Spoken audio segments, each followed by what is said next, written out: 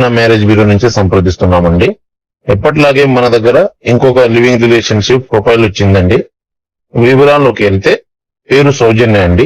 హైదరాబాద్ లోనే ఉంటున్నారండి సౌజన్య గారు. వయసు వచ్చేసరికి 29 సంవత్సరాలు ఉంటారండి సౌజన్య గారికి. అయితే సౌజన్య గారికి లివింగ్ రిలేషన్షిప్ కావాలని మన తెలంగాణ మ్యారేజ్ బ్యూరోని సంప్రదించారండి.